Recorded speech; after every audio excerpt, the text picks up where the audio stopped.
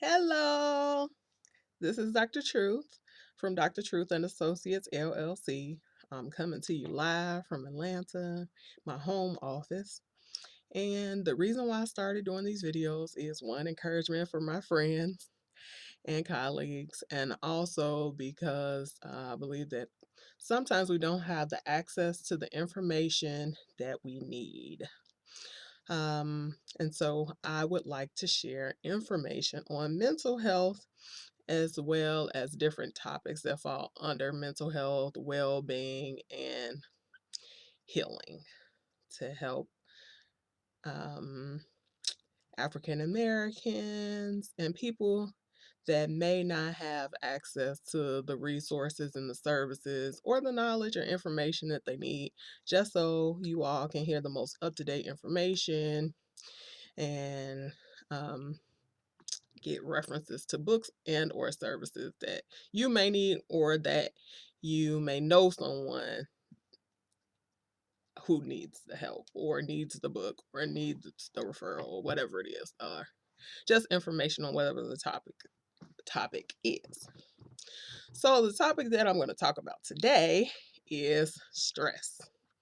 So I've been hearing a lot in the news. Actually, I attended a why can't I talk?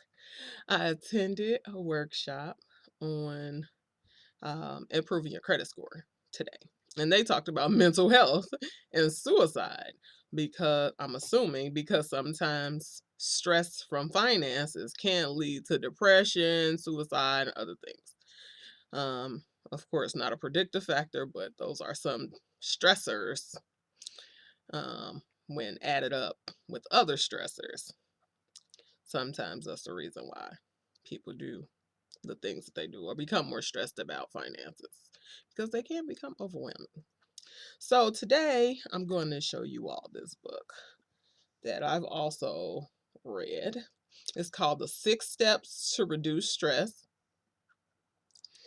All right. And it's written by Dr. Gregory Jantz, Jantz, Gregory L. Jantz, PhD. And he talks about 6 steps to reduce stress. And I'm just going to look right here in this book and tell you some of the chapters so you can be enticed to read it. And it's only $5.99. I think I picked this up at Walmart. Or I don't know if it was Walmart or Kroger or somewhere because they have the little book racks. They've been having some really good books on those book racks lately about relationships and stress and mental health and depression. And I'm surprised at the quality of the books. They even have journals, purpose-driven journals and just journals in general to help you set goals and things like that. So next time you're at the grocery store, check out some of those books. Even at Target, they have some books as well. Okay, so this book is $5.99, and trying to look at some of the chapters. I don't know how the 6 things that he covers is in here. That's right. Okay, so some of the contents are he talks about the stressful life versus stressless life, and 6 steps to have a stressless life. So step 1 is live simply. Step 2 is live organized. Step 3 is live healthy. Step 4 is live present. Step 5 is live graceful. And step 6 is live grateful. One is graceful, and the next is live grateful. And so I think we talked about some of that on one of the last videos that I did. Just to check in with yourself and to count your blessings and count what you're grateful for, because that changes the pattern of your brain. When you focus on things that you're actually grateful for, it stops you from complaining, at least for a little while, and it helps make new pathways in your brain where you're now thinking about what's going right versus what's going wrong. And so today, let me think what I'm grateful for. I'm actually doing the 40 Days of Grace with Reverend Wells, Reverend Derek Wells, shout out, Christ Universal Temple. And we are doing this 40 days of grace challenge where we're praying 3 times a day. And of course, we're always talking about being grateful, but we pray for ourselves, we pray for the church, and we pray for someone else. And so prayer helps also to redirect your thoughts from things that are going wrong or not going right in your life, and stressors that you have, all the errands that you have to run, all the bills that you have to pay. If your children not acting right, your relationship not going right, your health problems, whatever it is, life in general, because things do happen. But how much time are you focusing on your blessings? How many times are you actually appreciating life? And how many times are you staying in the moment? So I have to check myself sometimes too. While I'm in the car, I try not to be frustrated with these Atlanta drivers. Man, I have to do some deep breathing. So I'm like, in the middle of traffic, and it's always traffic in Atlanta. So, but I have to bring myself back to the present moment. And one way to do that is to breathe. Another way is to touch yourself. So you can touch your hands. Dr. Phoenix always does this with us. Dr. Pamela Phoenix. She's on Facebook, so Google her. Uh, she's in Chicago. And so if you touch your hands and get in contact with your body, then you can help bring yourself back to the moment, okay? So out of your head and back to your physical body, all right? Because sometimes we get lost in our thoughts and about all the things that go down the negative pathway. We want to bring ourselves back. Another grounding technique is actually going outside, taking off your shoes, and putting your feet in the dirt. Ground yourself. Stand by a tree, touch a tree. Just help ground and center yourself. Okay. So you can do that by breathing. You could do that by touching yourself, giving yourself a little nice shoulder massage while you're at work. I think I posted a picture, no, a video of Deepak Chopra. Chopra? I don't know how to say his name. Um, who was the guru, one of the gurus on meditation and breathing, and he talked about how to take a quick break while you're at your desk and how to breathe and bring yourself back to the moment, center yourselves, and things like that. So these are ancient spiritual practices and ancient cultural practices that we've been doing for years, but now it's come back with a different name. Now it's called mindfulness, meditation, centering, grounding, but whatever you call it, it's a way to get back to your baseline, right? So sometimes when we're upset or when we're thrown off our square, when we allow life's challenges to get to us, then our emotions are everywhere. We may get angry, we may get sad, we may get whatever it is, but we need to find out, how do we bring ourselves back into balance? That is a huge part of wellness and mental wellness.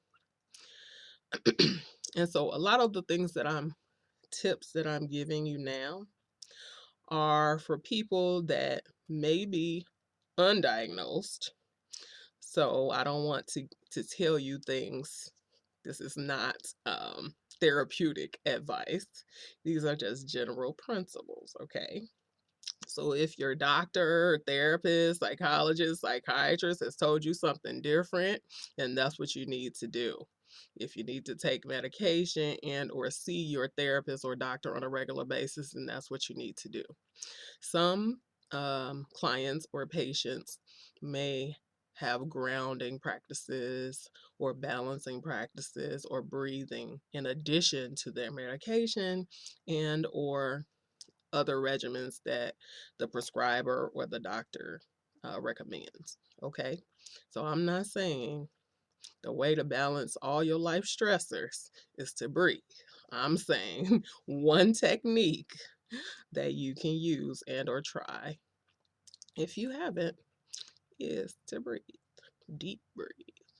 And you also can Google those things. They show you it's a lot of different ways to breathe, deep breathe. And I believe Deepak Chopra talked about a lot of another breathing technique. I think he talks about the 4-2-5 method or something. So breathe in for 2, or breathe in for 4, breathe out for 2, or breathe in for 2, breathe out for 4.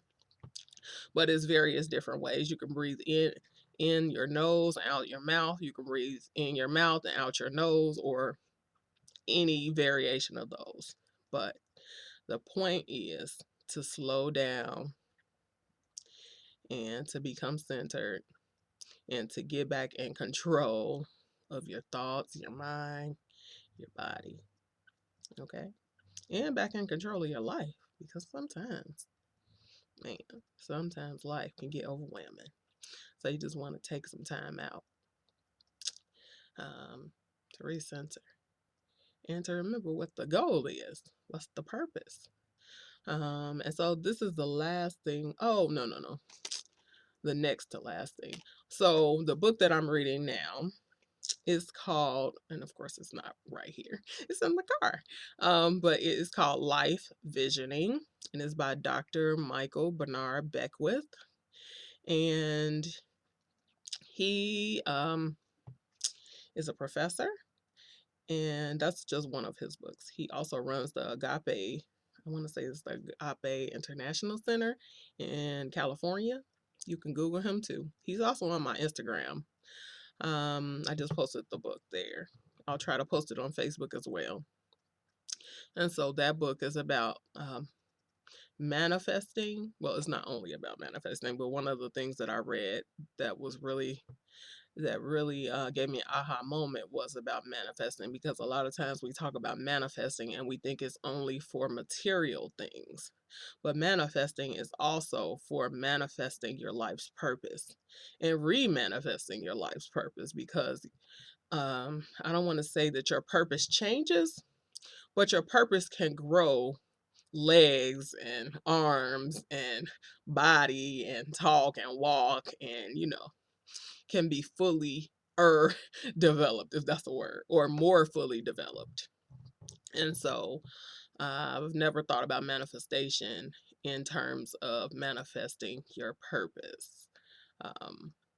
And sometimes we get, and he talks about this, sometimes we get in the groove of just making a living, or the comfort of just making a living or just getting by. But we know that's not what we were put here to do.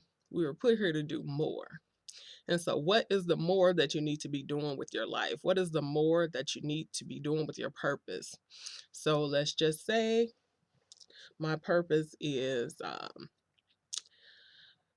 my job is to be a therapist or licensed eligible psychologist, but my purpose is healing. My purpose is breaking generational curses. My purpose is helping mend and heal families, or being the facilitator or the conduit for that, because I feel that people heal and know what to do. Louise Hay has these affirmations on called "Love Yourself," which is on YouTube. If you Google Louise Hay and "Love Yourself" affirmations, you'll find them. And one of the affirmations that she says is, "You know what to do." That is so funny to me, because I believe that internally, inside, we all know what we should be doing. We know what to do. We may not want to put in the work to do it, but we know what to do. So you know what to do. You know what your next step is. You know why you're not doing it. It may be because of fear. It may be because of lack of money. It may be because of I don't have the time, or I'm working my 9 to 5, or I'm working 2 or 3 jobs, and I'm going to school and I'm doing this and doing that. But then Les Brown tells us, how bad do you want it? Right? That's why I have 2 jobs and a private practice. And I'm still on a 122-day challenge. I'm tired. But again, I need purpose more than me being tired. So some days I only get 5 hours of sleep. I need a little bit more. But what do I need to do to get to the purpose that I know God has for my life, right? And there are people that are connected to my purpose. It's people that are that yeah, it's people that are connected to your purpose. And so if you don't do what you're supposed to be doing, then somebody is not going to get to their purpose because you're stalling. You're stalling their growth by you not growing. So I want to say get connected, myself included. Now, when I'm talking to you all, I'm definitely talking to myself. That's why I'm on this 22 day challenge anyway. So when you feel like you done all you can do, then pray about it, meditate on it, be still, write a plan, read a book, get some inspiration, listen to some affirmations, recite some affirmations, get connected to a new group that may spark some new things or some new creativity in your life. I'm about to start painting. So I read, and whenever you put something out that you want to do, if you write something down, I've been journaling a lot. When you write something down, it comes up some kind of way in your life. So I wrote down that I wanted to take art classes, and what do you know? I think the next day or 2 days later, there was this article in the newspaper on the front page that said they have every second Saturday here in Atlanta, they have a open forum for people that want to come in and paint. So I'm going to paint. Okay. So maybe some of this painting will get me, I don't know, maybe relax so I can think about what I need to be doing more to operate in my purpose. But just try. Take one step, do something new, try something new, eat something new, talk to somebody new, make a friend on the bus station, on the L, wherever you are, in your car. I don't know, Facebook, Instagram. Reach out, um, but keep trying. And so on this 122-day challenge, I just want to make sure that you all know about some other tools and tips that can help you to reduce stress. Don't forget this book, 6 Steps to Reduce Stress. And also, if you need somebody to talk to, if you feel like you're down so much you don't know who to call, what to call, you have a friend that is down and they don't know what to do or who to call.